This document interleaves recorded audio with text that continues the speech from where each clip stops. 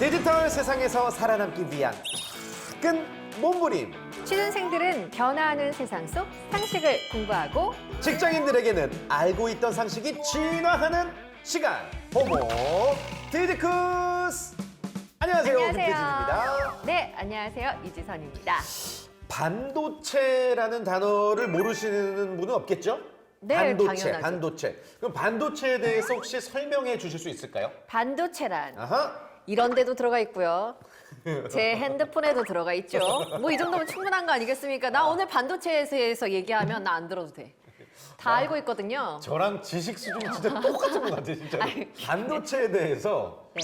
이 정확하게 좀 설명을 하기란 좀 쉽지는 않습니다. 다만 저희가 지금 이야기한 대로 뭐 우리 생활을 편리하게 해주는 스마트폰 등등, 네. 컴퓨터, 자동차 등등 들어가 있다는 건 알고 있는데 네. 반도체 산업이 또 우리나라의 중요한 산업 아니겠습니까? 네. 그래서 오늘은 이 반도체 기본부터 한번 알아보는 시간을 가져보도록 하겠습니다. 좋습니다. 과연 어떤 분이 나오실지 기대해 주시기 바랍니다. 다 같이 호모 디지쿠스의 세계로 로그인! 자, 오늘 호모 디지쿠스를 찾아주신 게스트분 소개해드립니다. 한국전자기술연구원의 이재훈 선임연구원님. 안녕하세요. 안녕하세요. 반갑습니다.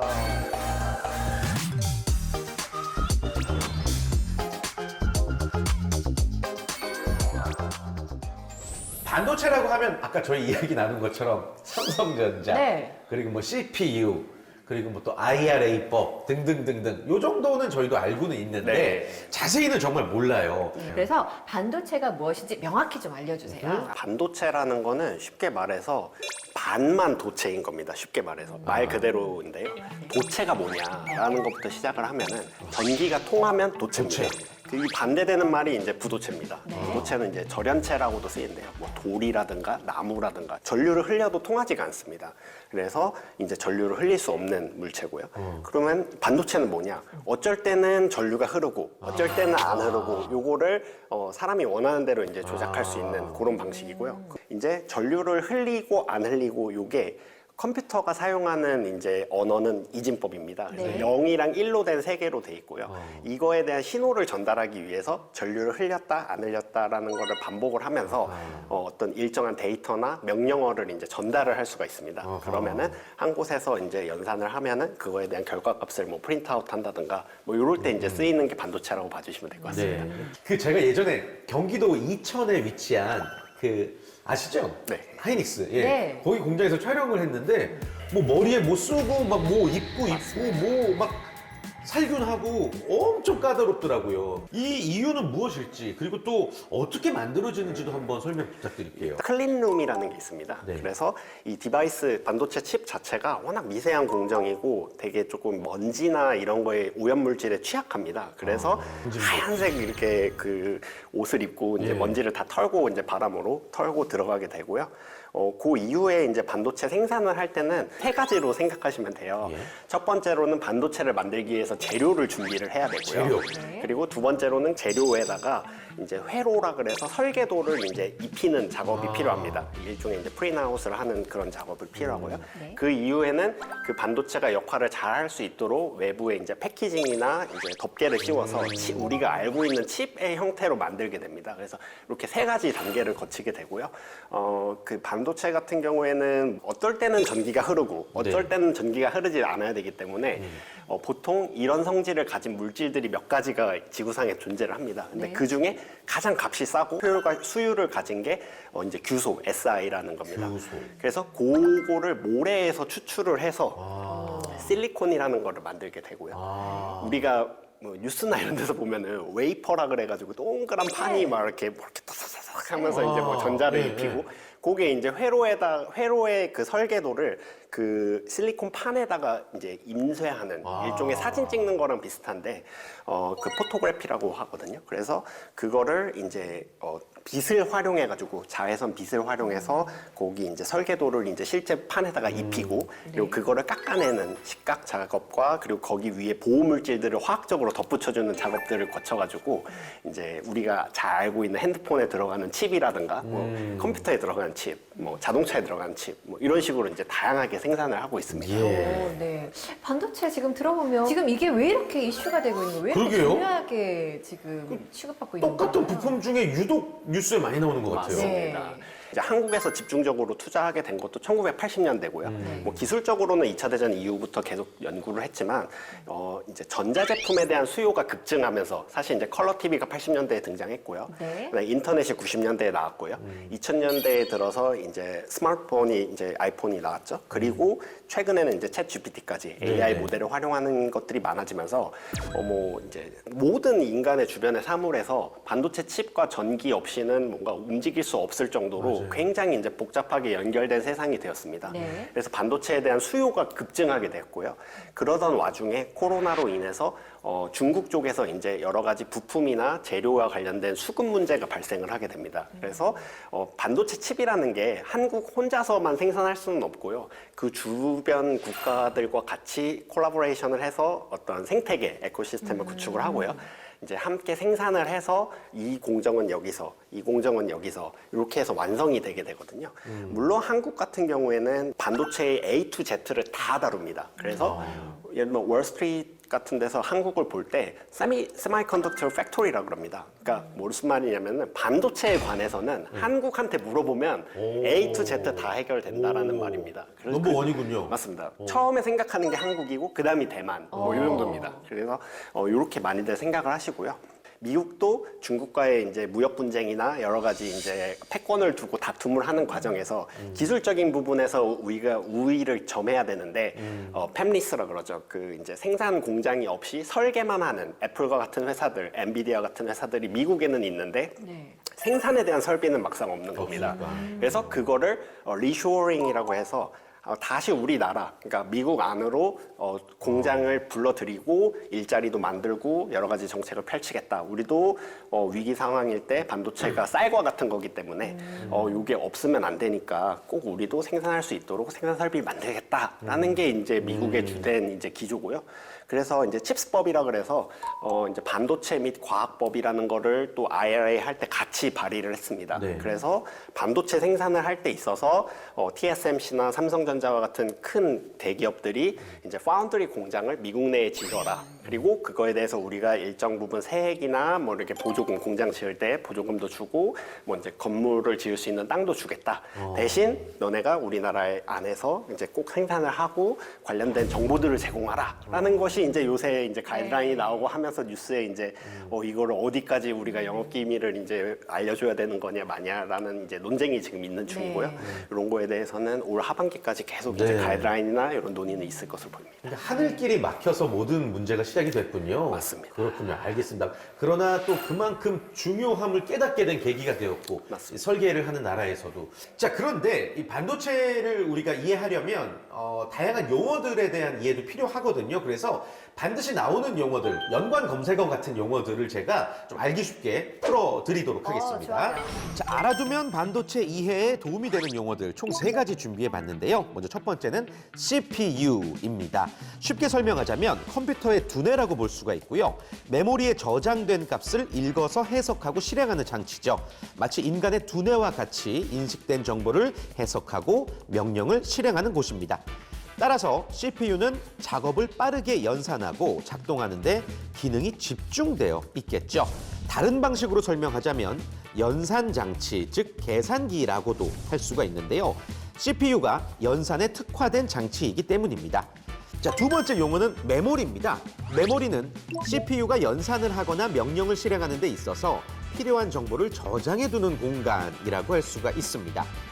CPU의 모든 정보를 저장해서 바로 불러올 수 있으면 가장 이상적이겠지만 앞서 말한 것처럼 CPU는 컴퓨터의 두뇌고 연산에 특화되어 있는 계산기이기 때문에 가격이 상당히 비싼 부분이 있죠. 따라서 컴퓨터 내부에 메모리들을 배치해서 CPU가 필요할 때 데이터를 제공하는 역할을 수행하게 됩니다. 자, 여기서 말하는 메모리의 개념은 하드디스크와 메인 메모리, 캐시 메모리, CPU의 레지스터 부분을 포함하는데요. 이 하드디스크는 보조 기억 장치로서 전원이 꺼져도 데이터가 지워지지 않는 장기 기억을 담당하는 장치고요. 주 기억 장치로는 메인 메모리가 있겠죠.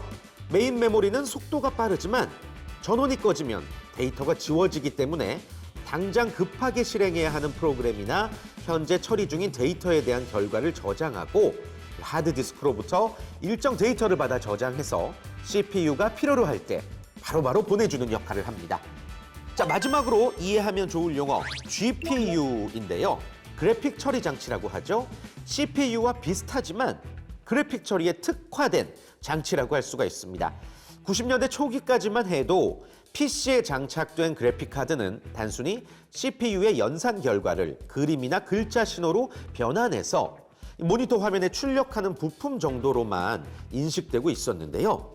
하지만 90년대 중반 이후부터 멀티미디어 콘텐츠, 특히 게임이 주목을 받으면서 이 그래픽카드의 역할이 점차 변하기 시작했습니다. 이러한 작업을 CPU 혼자서 처리하기에는 버겁기 때문에 이를 보조할 3D 그래픽 연산 전용의 프로세서, 즉 GPU가 개발돼서 탑재되기 시작한 것이죠. GPU는 작업을 수행할 때 병렬로 작업을 하기 때문에 CPU에 비해 처리 속도가 매우 빠릅니다.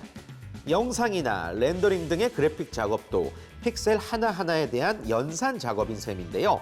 그래픽 작업이 필요할 때 CPU는 연산 처리 속도가 빠른 GPU로 데이터를 보내 빠르게 처리할 수 있습니다. 여기 질문지를 보니까 반도체가 AI에 많이 쓰인다. 제가 이거는 이해가 돼요. 어허. 근데 AI가 반도체에 적용된다. 이거는 무슨 말이에요? AI 연산을 위해 AI가 하고 있는 이제 모델링이 이제 탑재되어 있는 어떤 목적에 맞는 연산을 하기 위해서도 당연히 이제 반도체가 필요하고요. 네. 그리고 반도체를 역으로 만들 때도 AI가 필요합니다. 왜냐하면 반도체를 이제 설계를 해야 되는데 목적에 맞는 설계를 할 때 블루프린트라 그래서 이제 설계도를 그리게 됩니다. 네. 근데 그 작업을 일정 부분은 이제 AI도 할 수가 있습니다. 오. 그래서 AI한테 기본적인 거는 맡기고 세부적이거나 중요한 것들은 사람이 더 터치를 할 수 있는 그런 기능들이 있어서 AI가 이제 반도체 생산에도 되게 중요한 역할을 하고 있습니다. 그렇군요. AI 반도체의 영역은 그럼 구체적으로 어떻게 더 넓어진 거라고 할 수가 있죠? GPU라는 게 이제 AI 연산에 많이 쓰이게 됩니다. 근데 AI 반도체가 원하는 그 특정 목적의 연산을 하는 데에는 조금 어려움이 생기게 됩니다. 예. 그리고 GPU를 쓰게 되면은 이게 이제 전력이 굉장히 많이 듭니다. 네. 전기값만 해도 몇백억씩 들고요. 그래서 이제 그런 문제들을 해결하고 그 다음에 효율을 높여서 연산을 보다 이제 특정 목적에 특화할 수 있는 칩은 없냐라는 논의가 시작이 됩니다. 예. 그래서 AI 반도체라는 게 생기게 되고요. 네. GPU라는 거는 이제 엔비디아가 생태계를 워낙 잘 구축해놨고, 하지만 AI 반도체는 이제 관련해서 생태계가 구축되고 있는 중이고, 그거를 하려면은 쉽게 말하면 프로그래밍 언어를 새로 좀 배워야 됩니다. 특정 목적, 뭐 금융 거래를 위한 것도 있고요. 아니면 이제 데이터 센터 서버를 구축하는 데 필요한 뭐 이제 연산도 있을 수가 있고요. 그리고 최근에는 뭐 이제 애플이 이제 M1 칩이라는 거를 한 2년 정도 전에 만들었는데, 그거는 이제 맥북에 들어가는 전용 칩입니다.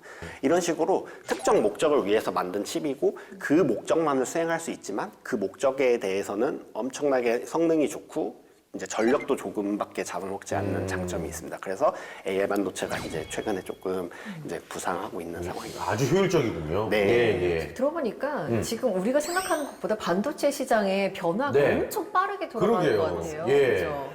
이렇게 보니까 세계 정세도 더 빠르게 바뀌고 있는데요. 반도체를 보니까 칩4라고 있대요. 칩4. 네. 네. 글로벌 시장에서 칩4가 뭔지 한번 이걸 알아야 될 것 같은데요. 맞습니다. 저도 이 대본 보면서 칩4가 뭔지 몰라서 네. 제가 직접 또 이제 도서관에 가서 네. 칩4란 무엇인가 공부를 해왔습니다. 아, 그래요? 이 칩4 뉴스에서 많이 보셨을 텐데 이 칩이란 어원 그대로 작은 조각을 뜻합니다. 우리가 흔히 반도체 칩, 마이크로칩 이렇게 부르는 바로 그 칩인데요. 다시 말해 반도체 기술이 적용된 각종 상품과 반도체 생산 공정 그리고 유통 등을 상징적으로 표현한 단어입니다. 2022년 미국의 바이든 대통령이 제안한 칩4, 현재 전 세계적으로 반도체 산업에서 큰 비중을 차지하는 미국, 한국, 일본, 대만 이렇게 4개국을 지칭하는데요. 미국은 반도체 설계 기술과 장비, 한국은 메모리, 대만은 파운드리, 그리고 일본은 장비 분야에 각각 강점이 있죠. 그래서 칩4 4개국은 전 세계 반도체 장비의 73%, 파운드리의 87%, 설계 및 생산의 91%를 장악하고 있다라고 볼 수가 있습니다. 네. 따라서 이들 4개 국가가 서로 협력하게 되면 사실상 세계 반도체 시장에서는 필적할 경쟁자가 없게 되는 셈이죠. 특히나 중국을 견제하기 위한 동맹이라는 결과가 너무나도 확연히 드러납니다. 네. 하지만 이 한국은 반도체 생산의 68%를 중국에 수출하고 있고 삼성전자와 하이닉스가 중국에 엄청 큰 반도체 공장을 두고 있기 때문에 네. 이 중국과의 관계가 틀어지면 한국 반도체 산업도 큰 타격을 입을 수 있기 때문에 입장을 신중히 해야 하는 상황에 놓여 있습니다. 이거 약간 고래 싸움에 새우도 네. 터지는 격인데 우리가 기술이 있는데도 어떻게 해야 되죠? 이거 수출은 중국에다가 하고. 그러니까 골치 아프네요. 연구원님 정해주세요. 우리는 누구 편을 들어야 되는지. 네. 그러니까 우리는 누구의 편을 들을 필요는 없고요. 우리의 이익만 챙기면 됩니다. 네. 그렇죠. 그래서 뭐 그거를 뭐 양분화해서 뭐 우리가 뭐 미국 편만을 들어야 된다, 중국 편만을 들어야 된다고 하는 순간 한쪽 시장을 잃게 됩니다. 네. 그래서 우리는 양쪽을 다 가져가야 되는 거고요. 그렇죠. 우리 입장에서는 급할 게 없습니다. 네, 오히려. 근데 미국이 급한 거예요. 왜냐면 중국을 견제를 해야 되는데 중국이 이제 이런 코로나 전에는 반도체에 대한 설비, 시장 모든 걸 다 가지고 있다 보니까 미국을 빠르게 추격을 해오고 있었어요. 네. 그러니까 지금 쉽게 말씀드리면 삼성전자랑 TSMC는 이제 3나노가 이제 가장 최신 공정이고 2나노를 양산하냐 마냐를 두고 양 기업이 경쟁하고 있는 구도입니다. 근데 일반 시장에서 쓰이는 거는 그렇게까지 첨단 칩은 아니고 12나노에서 28나노 사이에 이제 칩을 많이 사용합니다. 근데 이런 범용, 예를 들면 뭐 14나노 정도 되는 칩은 중국에서도 엄청나게 많이 생산을 하고 중국은 생산에 대한 코스트가 적게 들다 보니까 대량으로 생산할 수 있는 장점이 있어서 빠르게 미국을 추격을 해오고 있는 상황이었습니다. 이제 미국 입장에서는 추격을 당하는 상황이고 굉장히 이제 조금 위협적으로 보이는 상황이었기 때문에 중국에 인접한 국가인 이제 한국과 대만 그리고 일본 그리고 미국 이렇게 4개 국가가 만약에 동맹을 결성을 해서 반도체 이제 생태계를 구성을 하고 중국을 배제한다면은 고립시키는데 효과가 있을 거라고 판단을 한 겁니다. 근데 이건 이제 미국의 생각입니다. 그쵸, 그쵸, 미국의 그쵸. 생각이고요. 그리고 이런 이제 규제 때문에 쉽게 말하면 이제 7나노 이하 그러니까 더 이제 촘촘한 이제 설계를 하기 위해서는 EUV라 그래서 노광기라는 게 필요합니다. 근데 요거는 전 세계에서 만드는 나라가 하나밖에 없어요. 네덜란드에 있는 ASML이라고 하는 기업입니다. 그래서 이 기업은 노광기라고 하는 버스 한 대 정도 되는 엄청 큰 기계를 만들고요. 걔가 하는 역할은 반도체 칩에 그 웨이퍼 판을 놓고 설계도를 위에다 띄운 다음에 그 자외선을 쬐가지고 여기다가 이제 사진 찍듯이 그 설계도를 입히는 작업을 하게 됩니다. 근데 이게 이제 진공 상태에서 이루어져야 되고 빛을 되게 잘 다뤄야 되기 때문에 아주 이제 좀 섬세한 작업인 거죠. 그래서 이 노광기를 이제 뭐 3나노나 5나노 공정을 위해서는 뭐 이제 이 기계가 없이는 만들 수가 없는데 근데 이제 미국이 중국에 대해서 규제를 하니까 이 네덜란드의 ASML 노광기도 중국에 들어가지를 못하고 있는 상황이에요. 그래서 중국은 이제 좋은 이제 세련된 모델을 만들기 위해서는 이 노광기가 필요한데 7나노 이하로 만들기 위해서는 이게 꼭 필요한데 그거를 지금 구하지 못하고 있는 상황인 거죠. 그래서 원래 이전에는 대만의 TSMC가 파운드리 생산만 해주는 역할을 합니다. 대신해서 생산만 하는데 그 대부분의 수출처가 사실 중국이었어요. 이거가 이제 대만 입장에서도 미국이 이제 규제를 하니까 중국이랑 큰 시장을 이제 미국으로 대체해야 되는 상황이 됐고 미국에서는 역으로 공장을 자기네 나라에 꼭 지어야 된다고까지 하니까 부담이 되는 거예요.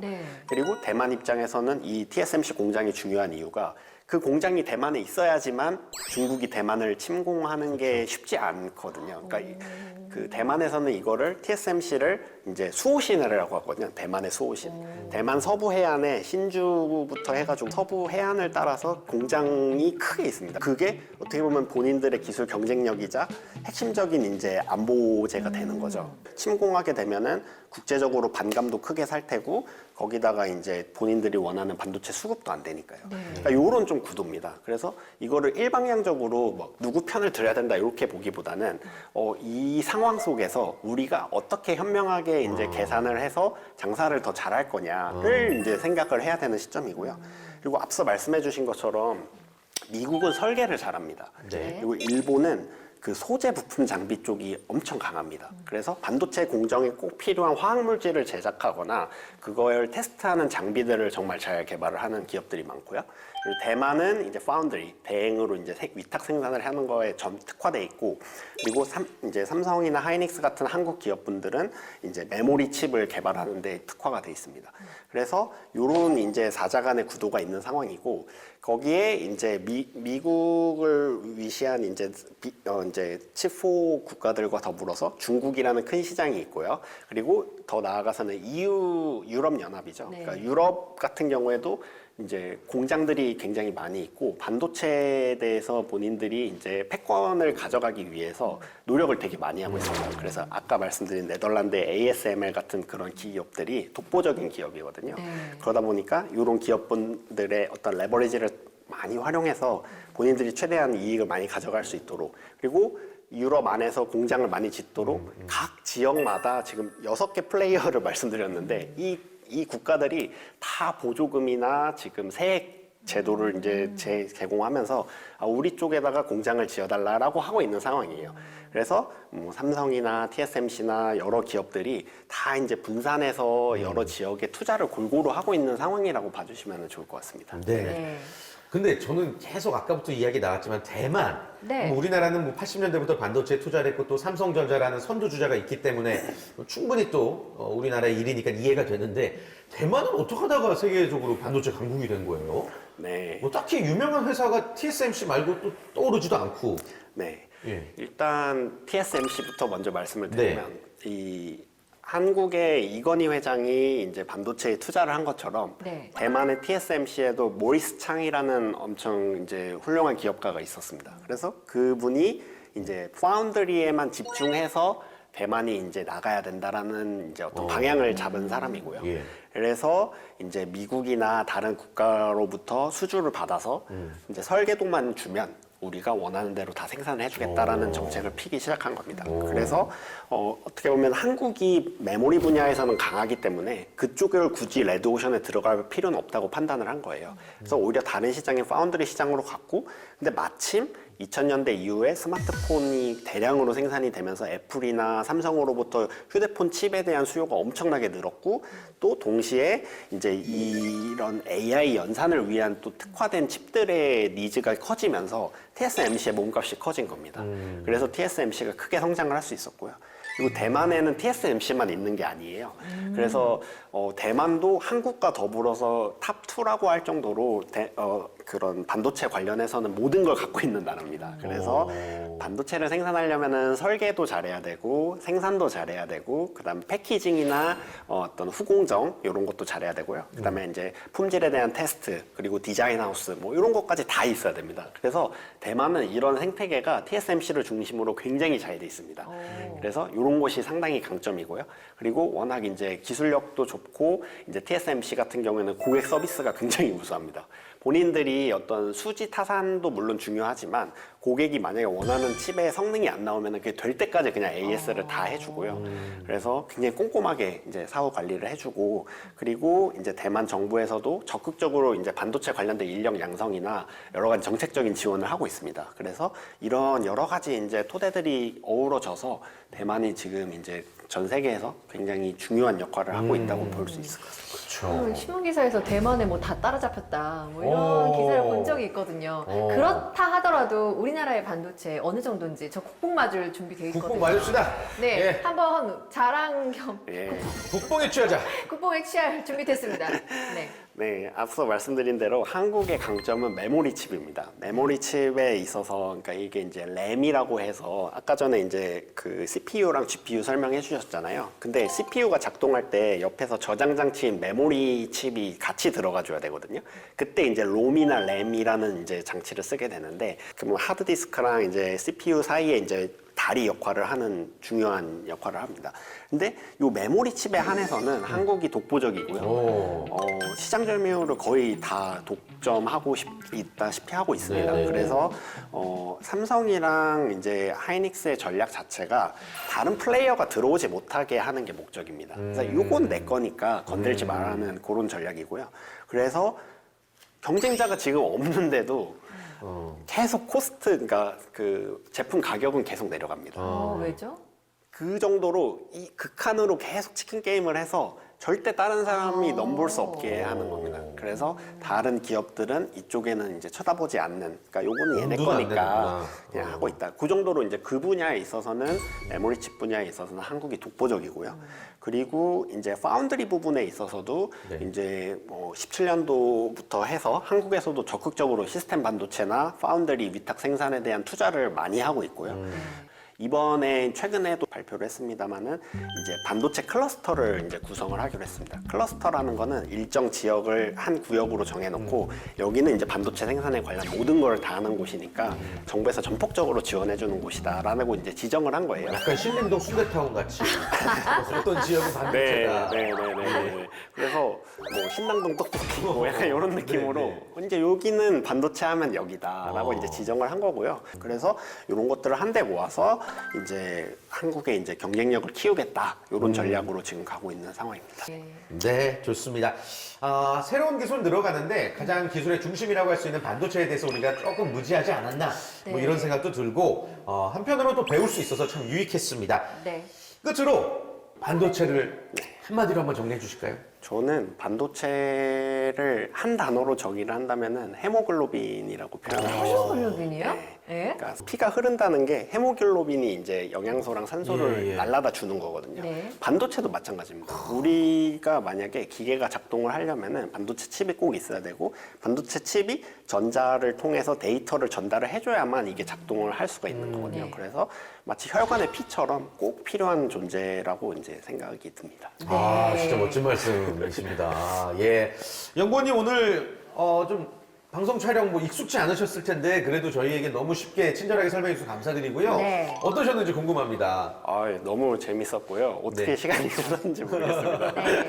그 덕분에 반도체 수업 제대로 들을 수 있었습니다. 오늘 귀한 시간 감사합니다. 네, 고맙습니다. 감사합니다. 호모 디지쿠스를 하면서 디지털 세상 속에서 우리가 배워야 될 것들 하나씩 배우고 있잖아요. 네. 그 중에서도 이제 반도체는 뭐 잘 차린 음식에 비유하자면 제일 중요한 우리에게 특히나 흰 쌀밥이 아닐까.